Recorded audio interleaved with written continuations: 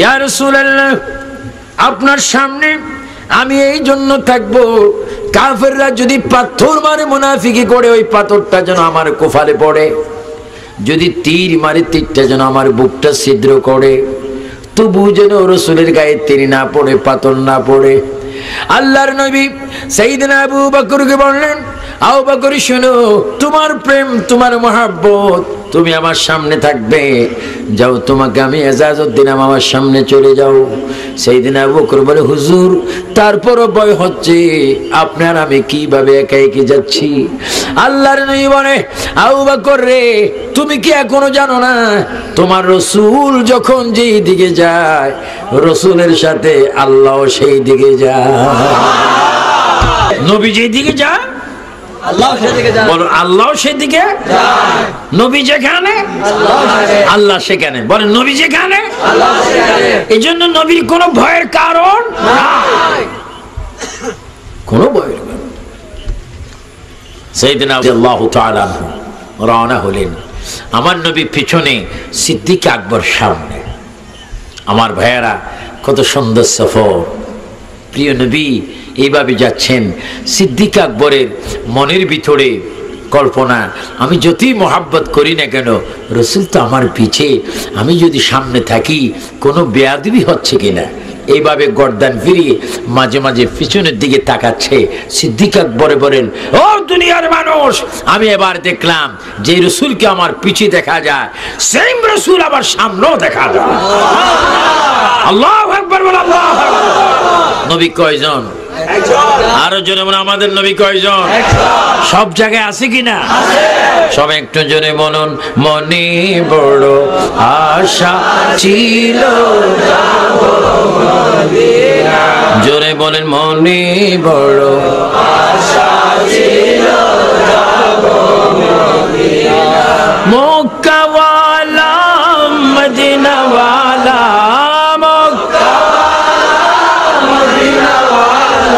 আমায় তুমি দেখা দাও, মনে বড় আশা ছিল যাবো মদিনা। আপনারা মক্কা মদিনা চান কিনা? নামাজ রোজা চান কিনা? নবীজি যাচ্ছেন, সাইয়েদনা আবু বকর সামনে সামনে। আল্লাহ বলে, মিকাইল, এক টুকরা মেঘ রাসূলের উপরে ছাতার মতো বানাই দাও। আমার নবী যেদিকে যায়, মেঘটা, সুবহানাল্লাহ, সুবহানাল্লাহ। নবী কেমন নবী! আমার নবী এসে চুপচাপ দাঁড়িয়েছেন। ইয়ামনের বাদশা বলে, হুজুর, অনেক কষ্ট করেছেন, কষ্ট আর নয়, সামনে চেয়ারে বসে যান। সুবহানাল্লাহ। আমার নবী সিদ্দিক আকবর কি সেনা দিলেন, আবু বকর, তোমার নবী যা বলেছে তা হয়েছে কিনা? আমার চেয়ারে আমি বসলাম, তুমি ওর উপর চেয়ারে বসে যাও। মেহমান ছিলেন দুইজন, চেয়ার তৈরি হয়েছে দুটি। এবার জোরে বলো, ইজ্জতের মালিক কে? আল্লাহর প্যারা হাবিব রহমাতুল আলামিন, সাইয়্যিদুল মুরসালিন, রাহাতুল আশিকিন, সিরাজুম মুনির, শামসুদ্দোহা, তিনি বসে গেলেন। সিদ্দিক আকবর বসলেন। এবার প্রিয় নবী কিছুক্ষণ পরে আমরের অধিপতিকে ডাক দিলেন, বাদশারে, চিঠি লিখেছো, চিঠি দেখে আমি তোমার হাজিরা দেওয়ার জন্য এখানে আসলাম। তোমার প্রশ্ন দুটি করো, প্রশ্ন দুটি করার পর আমি যা করার করব। হুজুর, কি প্রশ্ন করব, কি সওয়াল করব, কোনো ভাষা পাচ্ছি না গো নবী, আর প্রশ্নের প্রয়োজন নাই। আপনার পায়ে ধরে আপত্তি করলাম, আপনার পায়ে ধরে অনুরোধ করলাম, হুজুর মেহেরবানি করে আমাকে কলমা শরীফ পড়াই মুসলমান বানিয়ে দেন। আল্লাহর নবী বলেলাম, তোমাকে মুসলমান করানো এখনো সম্ভব নয়। মনের অধিপতি, তুমি বাদশা, তুমি চিঠির মধ্যে লিখেছো দুটি প্রশ্ন করবে, প্রশ্নের জবাব যদি দিতে পারি তুমি মুসলমান হবে। প্রশ্নগুলো এক একটা করে করো, আমি জবাব দেব, পরে পছন্দ হলে তুমি মুসলমান হবে। জোরে বলুন সুবহানাল্লাহ। মনের অধিপতি বললেন, হুজুর এই আকাশে সূর্য দেখা যায়? হ্যাঁ হুজুর, এই মুহূর্তে সূর্য আপনি ডুবাই দিতে হবে। সূর্যের জায়গার মধ্যে চন্দ্র আনতে হবে। চন্দ্র আনলে হবে না, চন্দ্রকে দুই ভাগ করতে হবে। যদি এই মুহূর্তে যদি চন্দ্র দুই ভাগ করতে পারেন, সূর্য যদি সরাই দিতে পারেন, আমি কলমা শরীফ পড়ে মুসলমান হয়ে যাব। জোরে বলুন। আমার নবী তাবাসসুম মুস্কি হাসি দিলেন।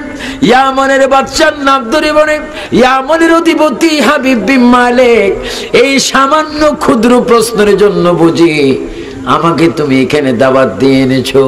তুমি চিঠির মধ্যে যদি চন্দ্রের কথা তুমি আমাকে লিখে দিতে, আমি আকাশের চন্দ্র প্যাকেট করে তোমার ঠিকানা লিখে তোমার ঘরে পাঠাই দিতাম। আল্লাহু আকবার। আমার নবীর এই ক্ষমতা আছে কিনা? চিৎকার দিবেন, আছে কিনা? যিনি চন্দ্র পাঠাই দিতে পারবে। চন্দ্রের আওতাধীন নবী নয়, নবীর আওতাধীন চন্দ্র। দিনের আওতাধীন নবী নয়, রাত দিন নবীর আওতা। 24 ঘন্টা নবীর আওতা। চন্দ্র সূর্য ফেরেশতা জিবরাইল নবীর আওতায়। নবী হচ্ছে শুধু আল্লাহর আওতায়। গোলাম মনে রাখতে হবে। আজকে পীরানি বীর দস্তগীর ফাতিহা করতেছেন, উনি বলেন চন্দ্র সূর্য প্রতিদিন উঠে আর ডুবে, আমি আব্দুল কাদেরকে সালাম দেয়। নারে তাকবীর, নারে রিসালাত, নারে গাউসিয়া, আহলে সুন্নাত ওয়াল জামাত, গাউসিয়া কমিটি বাংলাদেশ, উলামায়ে আহলে সুন্নাত জিন্দাবাদ, আল্লামা আবু সুফিয়ান আবিদি আল কাদরি সাহেব। আমার ভাইয়েরা, হুজুরে গৌসে পাকের যদি এত ক্ষমতা, আমার নবীর কত ক্ষমতা মনে রাখবেন। মসজিদে গেলে, মিলাদে গেলে, মাহফিলে গেলে, হ্যাঁ, দুই বন্ধু দুই শয়তান যদি এক জায়গা হয়, কয় নবী বলে সব জানে, কালকে বলছিল আর বিড়ি টানে, তো ফেরেশতারা করলাম বেয়াদব ক্যাসেট করলাম। কি করলাম? হাসরের ময়দানে যখন ফিডে ধরিব তো বলবে কি রে ফিডিও কেন? কই দেখো তুমি বিড়িও খাইতেছো, নবীর বেলায় কি বলছো শোনো। কেগুলা তো আমি বলি নেই। তুমি বলো নেই? কই না। আচ্ছা কোন ঘরে গেছো? ও ঘরটা দেখাই। দেখান। দেখবে ঘরের ভিতরে বই নবীর বিরোধী করতেছে। নাউজুবিল্লাহ। আর একটু জোরে বলুন না নাউজুবিল্লাহ। আমরা আজীবন নবীর পক্ষে ছিলাম, এখনো আছি কিনা? কিয়ামত পর্যন্ত, মরণ পর্যন্ত। বলেন নবী ছাড়া ইবাদত কবুল হওয়ার কোন রাস্তা নাই। এই কথা মনে রাখবেন। তো নবীজি বলেন চলো, চন্দ্র দুই ভাগ করার জন্য বলছো, চলো। আবু জেহেল বলে শেষ, মুসলমান হয়ে গেছে। কারণ আর চন্দ্র দুই ভাগ করে কেন? মুহাম্মদ যদি আসমানের জমিন বলে, জমিনের আসমান বলে, 1 সেকেন্ডে পরিবর্তন হয়ে যাবে। তো কাফেররা বলতো, জানাব তো মুহাম্মদ যদি এত কিছুই পারে, তা আপনি ওনাকে মানেন না কেন? আমি তো আবু জেহেল, আমি জাহেলের বাপ। আমি যদি মুহাম্মদকে মানি, জাহান্নামে কে জ্বলব? কিছু সমাজে মানুষ আছে নিজের কথা নিজে বলবো, আমার মতো এত সুন্দর মানুষ আর আছে? হ্যাঁ, আমি বিড়ি খাওয়ার মধ্যে এক্সপার্ট, ঘুষ খাওয়ার মধ্যে এক্সপার্ট, বক্তব্য দেওয়ার মধ্যে এক্সপার্ট, শয়তানের মধ্যে এক্সপার্ট। শয়তান মাঝে মাঝে আমার ফিসাব খাওয়া। এই জাহেল মানুষ। আবু জেহেল সবসময় নিজেরই নিজে কি বুঝতো, আমি বড়, আমার মতো বুদ্ধি আর কেউ আছে? আবু জেহেল। আমার ভাইয়েরা, মুহাম্মদ রাসূলুল্লাহ সাল্লাল্লাহু আলাইহি ওয়াসাল্লাম বলেন চলো, আকাশের চাঁদ এক্ষুনি আমি দুই ভাগ করব। আল্লাহর নবী সূর্যকে ডুবাই দিলেন, চন্দ্রকে নিয়ে আসলেন, চন্দ্রকে দুই ভাগ করে দিলেন। এক ভাগ চন্দ্র নবীর হাত মোবারকে চলে আসে, আরেক ভাগ চন্দ্র পাহাড়ের জবল কুমাইসির পাহাড়ের ওই প্রান্তে চলে যায়। চাঁদের অবস্থা দেখে ইয়ামানের বাদশা চিৎকার দিচ্ছে, ইয়া রাসূলুল্লাহ, ইয়া হাবিবাল্লাহ, আমাকে আপনি কলমা পড়াই দেন, বুঝেছি বড় কিয়ামত হয়ে যাবে। চন্দ্রের মধ্যে কোনো জালজালা পয়দা হয়ে গেল, কম্পন পয়দা হলো।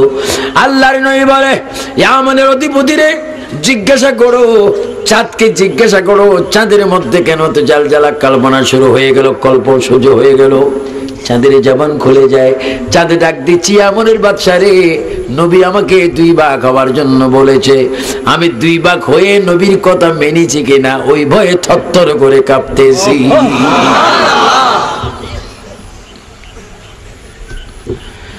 চন্দ্র 2 ভাগ করলো। আল্লাহর নবী বলেন, ইয়ামানের অধিপতি এবার বলো 2 নম্বর প্রশ্ন কি? হুজুর 2 নম্বর প্রশ্ন এটা তো আরো সহজ, কারণ আপনি যেখানে চন্দ্র 2 ভাগ করে ফেলেছেন, এই 2 নম্বর প্রশ্ন আপনার কাছে বড় কঠিন হতে পারে না আমার বিশ্বাস। কই তারপরে বলো।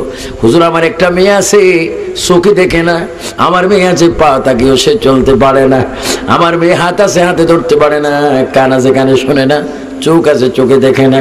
হুজুর আমার মেয়েটার একটা রোগ, গোস্তগুলা জড়ি জড়ি পড়ে যায়, দুর্গন্ধ কেউ যায় না, আমি বাবা তাকে ফেলতে পারি না। ইয়ামানের অধিপতির মেয়ের যদি অবস্থা হয়, আমি লজ্জায় মানুষকে মুখ দেখাইতে পারি না, আমার মেয়েটা মরাও যায় না, শরীর ভালো হয় না, পচে পচে গোস্তগুলা পড়ে যায়।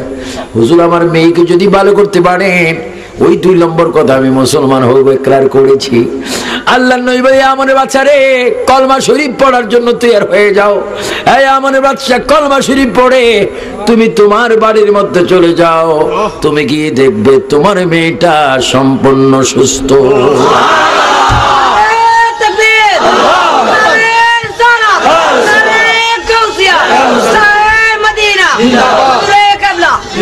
এজন্য আমার ভাইয়েরা মসজিদে যদি মুনাজাত দাও, ফরজ নামাজের পরে ইমামের পিছে যদি সুযোগ পাও, বলে দিবা আল্লাহ রে তুমি আমার মালিক, তুমি আমার খালেক। আল্লাহ আমার বাবা নাই, আমার বাবার কবরকে জান্নাত বানাই দে। আল্লাহ আমার মায়ের কবরের বেহেশতের বাগান বানাই দে। আল্লাহ আমার নিয়তটা তুমি পূরণ করে দাও। আল্লাহ আমার ছেলে মেয়েগুলাকে নেককার বানাও। এইভাবে যদি আল্লাহর কাছে বলতে পারেন, আমার আল্লাহ বলে, বান্দা রে নবীর উসিলায় তোর দোয়া আমি কবুল করে নিব। আল্লাহু আকবার। ফরজ নামাজের পরে যে দোয়া হয়, এই দোয়ায় খাস, এই খাস দোয়ার মধ্যে যে যা চাইবে আল্লাহ তা দিবে। উসিলা হবে বলেন মুহাম্মাদুর রাসূলুল্লাহ। আল্লাহ পাক এভাবে আমাদের আশা পূরণ করবেন। ইয়ামানের বাদশা খুব খুশি, মেয়ে ভালো হয়ে যাবে, সুসংবাদ রাসূল দিলেন। ইয়ামানের বাদশা বলে, রাসূলের কাছে কলমা পড়লাম, সুসংবাদটুকুর বাস্তবতা দেখার জন্য সে আসলে চলে গেলাম। প্রতিদিনের মতো আমার মেয়ের ওই ঘরের ভিতরে, যেই ঘরে মেয়েকে রেখেছি, ওই ঘরের দরজায় এসে আমি মা মা করে ডাক দিলাম। মা করে যখন ডাক দিলাম, আমার মেয়েটার জবান খুলে গেল। আমার মেয়ে ডাক দিচ্ছে, বাবা তুমি বড় জালিম। এতদিন মেয়ের কথায় কোনদিন বাবাই কথা শোনেন, আজকে যাও শুনলো, জালিম কথা শুনলেন। মা তুমি কথা বলতে পারো, তাও তুমি আমাকে জালিম বলেছো। আমি আখিরি নবীর কাছে তোমার জন্য দোয়া চেয়েছিলাম, তুমি আজকে কথা বলতে শিখেছো, তুমি কেন আমাকে জালিম বলেছো? কই বাবা কেন জালিম বলেছি আপনি জানেন না? কই না আমি জানি না। ও বাবা আপনি যদি আমাকে নাম ধরে ডাক না দিতেন, আমি আরো অনেকক্ষণ নবীর চেহারা দেখতে পাইতাম। কই কি হয়েছে মা বলো? বাবা হাবিব বিন মালিক, কিছুক্ষণ আমি দেখেছি আল্লাহর প্যারা নবী আমার ঘরের ভিতরে আসলেন, আমাকে বসাইলেন, আমার সাথে কথা বললেন, আমার গায়ে হাত বুলাই দিলেন, আর পরিচয় দিলেন, ইয়ামানের বাদশার মেয়ে, আমি আখিরি নবী মুহাম্মদুর রাসূলুল্লাহ সাল্লাল্লাহু আলাইহি ওয়াসাল্লাম। তোমার বাবাকে আগে মুসলমান করেছি, তুমি অসুস্থ মেয়েকে সুস্থ করার জন্য তোমার বাবা আসার আগে আমি এখানে এসে গিয়েছি। বাবা গো, আমি নবীর সাথে এতক্ষণ কথা বলতেছিলাম, আপনার আওয়াজটা শুনেই মাত্র নবী চলে গেছে।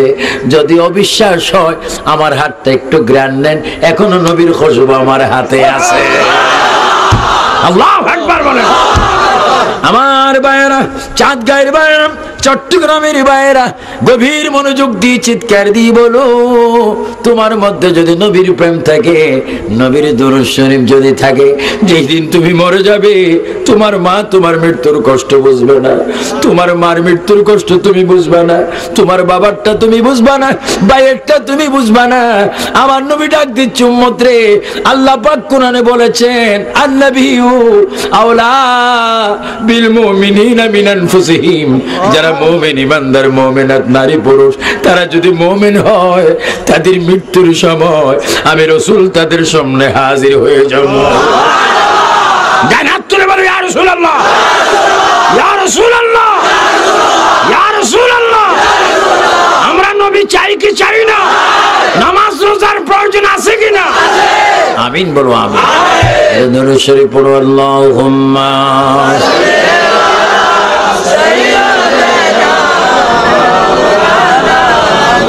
মুহাম্মাদ ওয়ালা আলি সাইয়্যিদিনা। প্রেমিক ছিল ওয়াসকরণী, নবীর আশিকে দেওয়ানা, পাগল ছিল ওয়াসকরণী, নবীর আশিকে দেওয়ানা। 32 দাঁত বেগে ফেললো, একটি দাঁত রাখলো না। আল্লাহুম্মা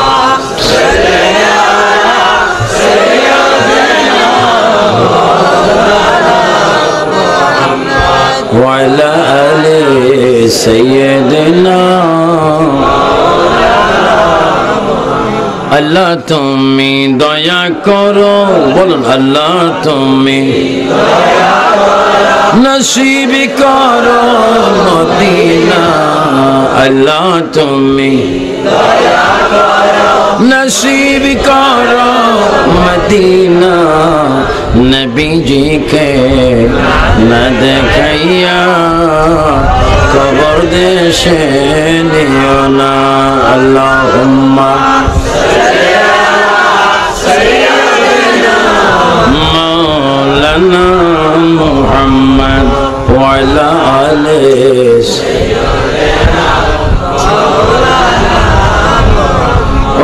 নবী পরশময় নাই যে আপনার তুলনা।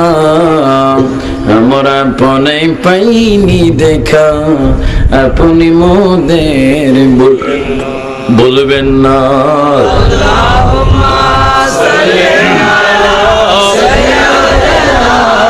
মাওলানা মুহাম্মদ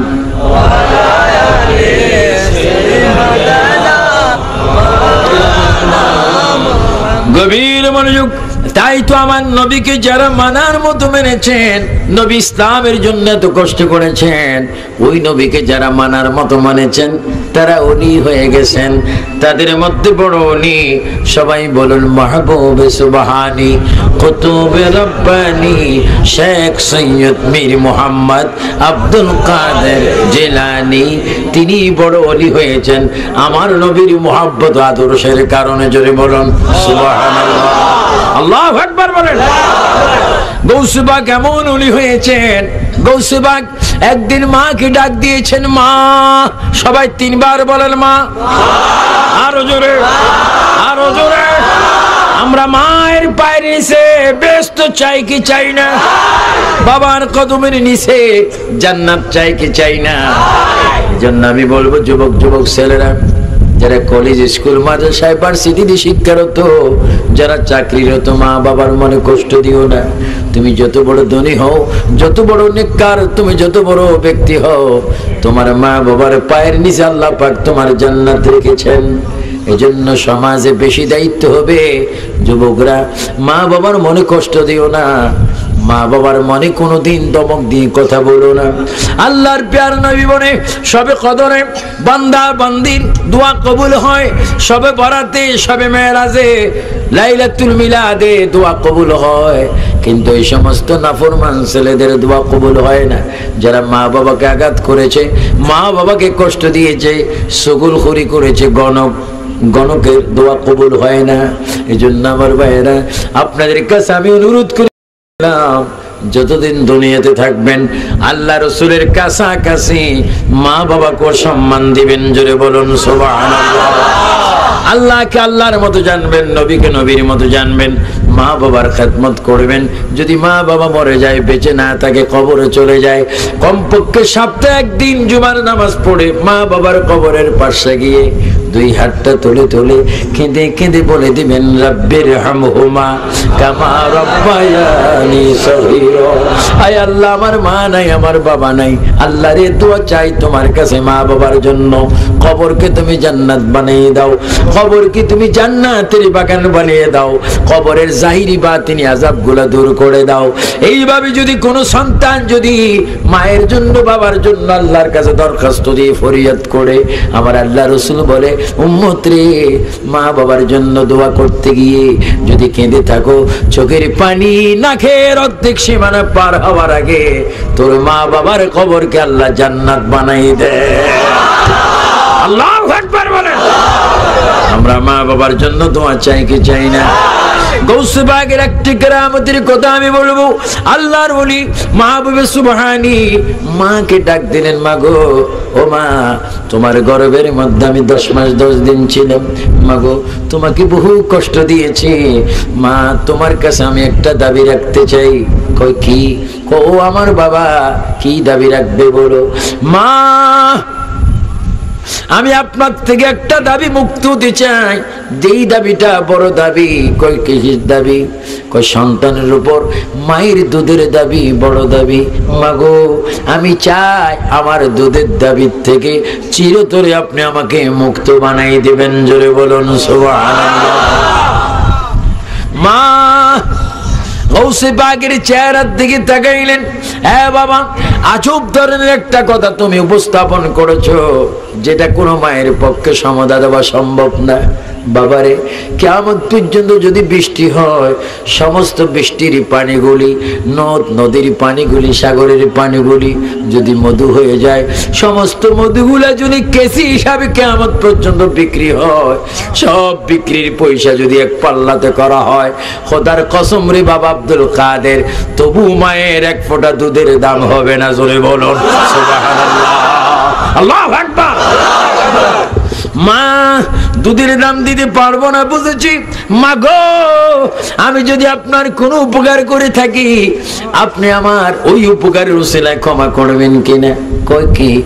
মা গো, আপনি কি এত সহজে ভুলে গেছেন যখন নানার আঙ্গুরের বাগানে আঙ্গুর খেতে গিয়েছিলেন, তখন তো আমি আপনার পেটের ভিতরে ছিলাম। মা, আঙ্গুরের দিকে হাতটা দেওয়ার সময় কলিজার বড়ুর মধ্যে ধরে একটা টান খেয়েছেন কিনা? কো বাবা, খেয়েছিলাম। কো কে দিয়েছে এই টানটা? বাবা, তুমি কিভাবে জানো? মাগো, আমি তখন আপনার পেটে ছিলাম, কোরআন শরীফও পড়েছিলাম, কিন্তু যদি আপনি আঙ্গুরের থোকনায় হাত দিতেন, সর্ব আপনাকে মেরে ফেলতো, আমি আর দুনিয়াতে আসতাম না। মাগো, ওই শরবত থেকে আপনাকে জানটা বাঁচাই দিলাম, কলিজার বনু ধরে টান দিয়ে বসাই দিলাম। আমি সন্তান আব্দুল কাদের। জোরে বলুন। মা এবার কেঁদে বলে, বাবারে, এই ঘটনা তো চির সত্য। যদি তাই হয়, আমি তোর মাথায় হাত দিয়ে বললাম, দাবি জীবনও মুক্ত করব না। তোমার মতো সন্তানকে সামনে দেখে দেখে আল্লাহ রাসূলের সামনে জান্নাতে চলে যাবো। জোরে বলুন আল্লাহু আকবার বলেন। ও আব্দুল কাদের জিলানী, মায়েকে রক্ষা করার মতো এই ক্যাপাসিটি তুমি কোথায় পেয়েছো? গৌসে পাক জবাব দিবে, এই ক্ষমতা আমি নবীর আদর্শে পেয়েছি। জোরে বলুন সুবহানাল্লাহ।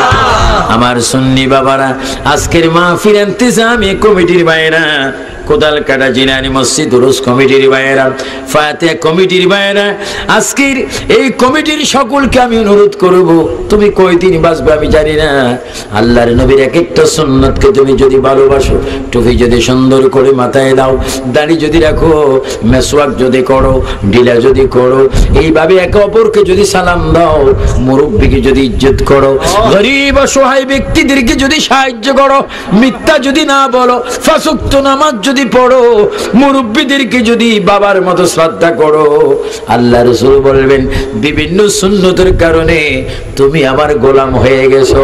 গোলাম যখন হয়ে গিয়েছো, মান হাব্বা সুন্নতি ফাকাদ আহাব্বানি ওয়া মান আহাব্বানি কানা মাই ফিল জান্নাহ। আল্লাহ রাসূল বলেন উম্মতরে, সমাজে আমার সুন্নত পালন করার কারণে তুই উম্মতকে আমার সাথে জান্নাতে নিয়ে যাবো। জোরে বলুন সুবহানাল্লাহ। আমার সুন্নি বাবারা, ভাইরা, যুবক যুবক ছেলেরা, ডাইন হাত তুলে বলো, আমরা এই মাহফিলের ওয়াজ থেকে নবীর সুন্নত চাই কি চাই না? এবার দুই হাত তোলো, নবীর আদর্শ সুন্নত নামাজ রোজা চাই কি না? আমিন বলেন আমিন। আল্লাহ পাক এই মাহফিলকে কবুল করুন।